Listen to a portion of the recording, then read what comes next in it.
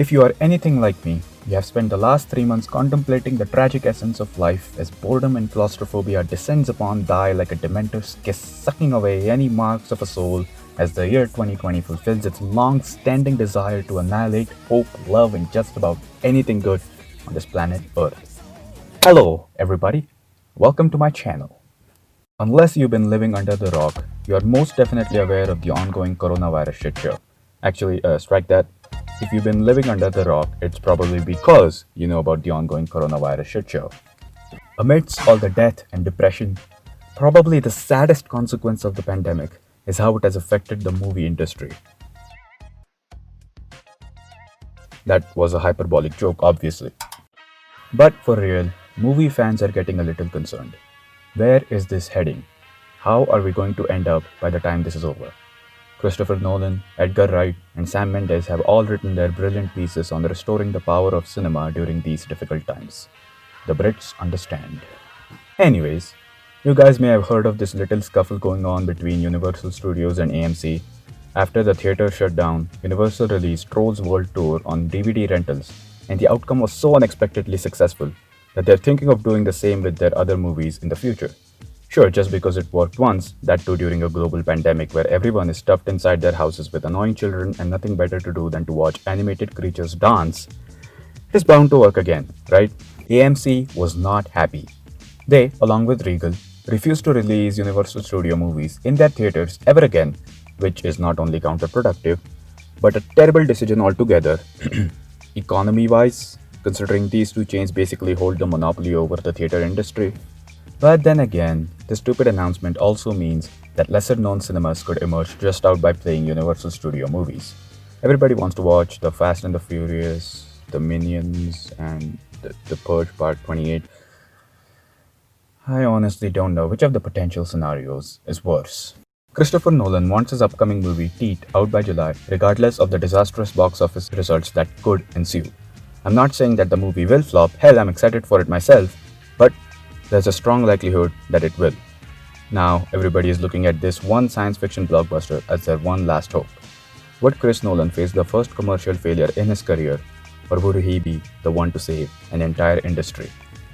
See, the thing that everybody seems to have forgotten is that pandemic or not, theaters were declining anyways. All the coronavirus did was boost the process, which really is a shame because watching movies in a theater is one of my favorite things to do. Sure, there are some elements of the cinema experience that are not so great. You have to get out of your house, you can't pause the movie when you need to go pee, and sometimes the audience sucks. Like when I went to watch First Man. Great movie, but would have arguably enjoyed it more if not for the two girls who kept loudly discussing the Brett Kavanaugh hearings. I'm not joking. And yeah, there are some movies out there that I'm glad I didn't watch in the theater. Drive is one of my all-time favorite movies, but when I saw it with my family, it was occasionally painful. Nicholas Winding Refn loves the pauses between characters, and when I watched the movie alone, I was so invested in the story that it felt natural to me. But with three other people in the room, it got super awkward. You had a good time.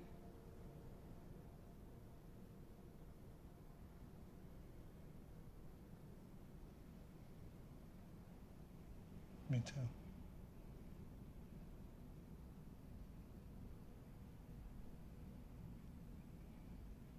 Sorry if I put you on the spot showing up like that. It's okay.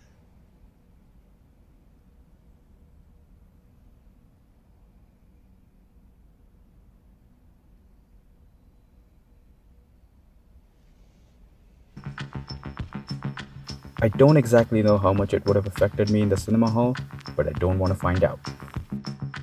The point is, from personal experience alone, whether we see a film in the theaters or in our home does affect our opinions. Once Upon a Time in Hollywood is my favorite Quentin Tarantino movie till date. By no means is it his best one, but it is my first one of his I saw in the theater. Hold on, let me phrase this right. It is the first one of his I was old enough to see in the theater. And let me tell you, when I entered the hall and saw 50 other freaks excited for the next 3 hours, I knew I was in for a ride. Oh man, the climax, the oohs, the ahs, the flinching, the blood on the screen. It was beautiful.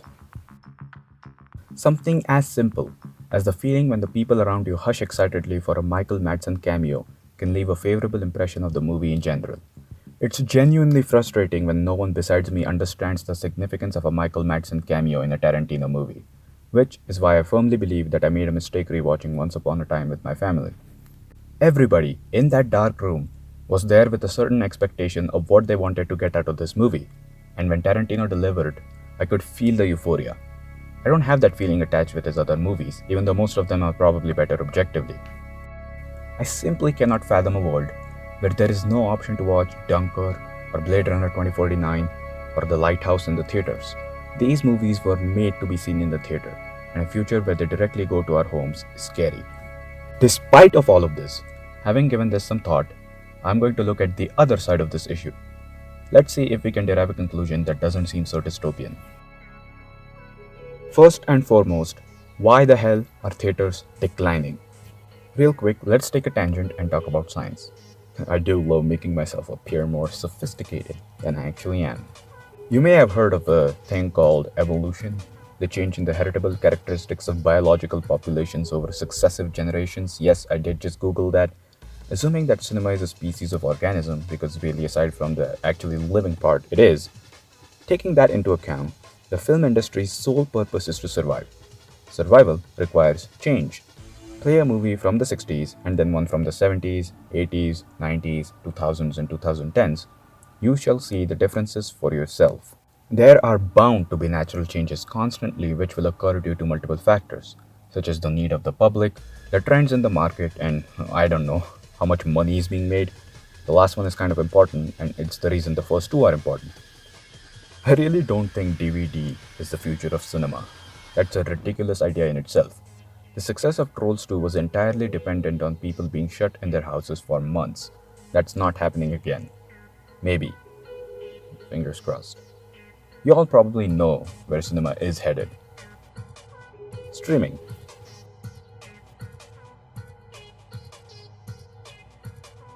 For film purists, it is easy to reject online streaming services such as Amazon Prime, Hulu, Apple TV, HBO Max, Disney Plus, and the notoriously famous one that started it all, Netflix. Apparently, Bong Joon-ho's Okja got booed when the Netflix logo showed up at Cannes, or is it Cannes? Which is really funny because the movie got a standing ovation by the time it ended, and people had actually seen it. Steven Spielberg disapproved of Netflix movies getting nominated for Academy Awards. Christopher Nolan wasn't a fan until he had to apologize. Speaking of stupid decisions by AMC and Regal, they have refused to play Netflix movies as well, but obviously that's more of a commercial-centric decision than one grounded in respect for art. Personally, I think the Netflix business model is ingenious. There is a logical explanation for why they have been blatantly ripped off by just about every major production house out there. Sure, the audiences don't have to leave their homes and spend extra money for less content. These are the obvious aspects of streaming services which have made them popular. Few other aspects are responsible too. Let's think about this. There is a limit to how many people can be in a theater at once, and therefore, there is a limit to how many movies can possibly be playing in a theater at once. That's not true for streaming. There is an abundance of space for thousands of movies, and you get to choose. Not just movies, but TV shows and miniseries. Further, with rare exceptions, you don't re-release a movie into the theater. On streaming services, you can go watch a movie from 50 years ago. Most notably, Netflix or Prime doesn't have to give a shit about the money part. They can spend $150 million on Michael Bay's new incomprehensible cancerous garbage, and they can afford it. It's not like millions of their users are going to tap out because of this one movie. Who knows? Maybe most people even liked Six Underground. Hey guys, remember when Martin Scorsese riled up an entire fandom after calling Marvel movies theme park rides and denied them the prestige of being called cinema? Now, to me, the issue at hand is not whether Martin Scorsese is right or not. It is the fact that superhero movies are taking such a large amount of space, being the genre that is producing the most monetary gain. Despite being, well, a legend, Scorsese couldn't get anyone to fund The Irishman until Netflix came along. And who can blame the studios? In this day and age, spending hundreds of millions of dollars on a 3.5 hour long movie is the stupidest investment in Hollywood. Unless if you are Netflix or Amazon Prime who launched Nick Refn's 13-hour miniseries, or HBO Max with their Snyder Cut. The list goes on. It doesn't matter if any of these are successful, and that's what makes the business model ingenious.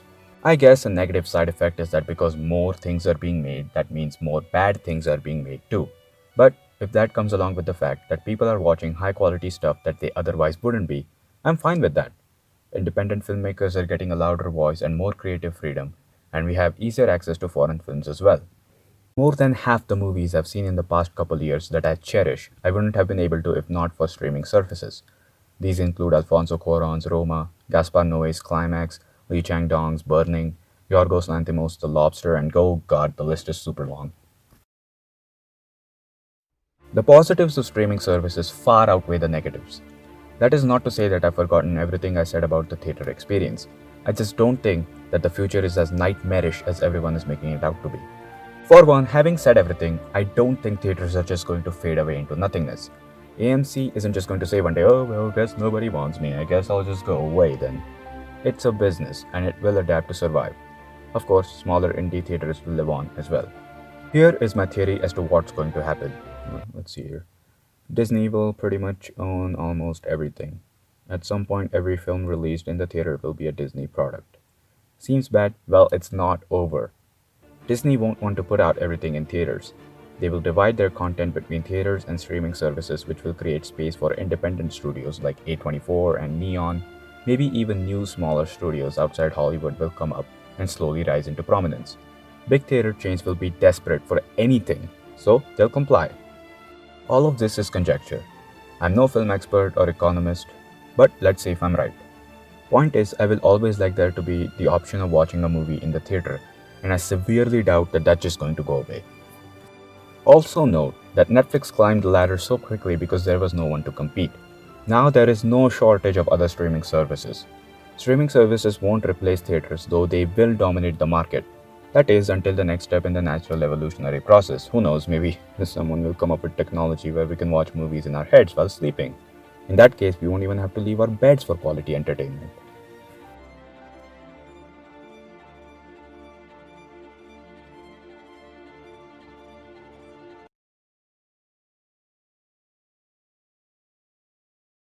Having said everything, I don't think theaters are just going to fade away into nothingness. AMC isn't just going to say one day, oh well, guess nobody wants me, I guess I'll just go away then. It's a business and it will adapt to survive.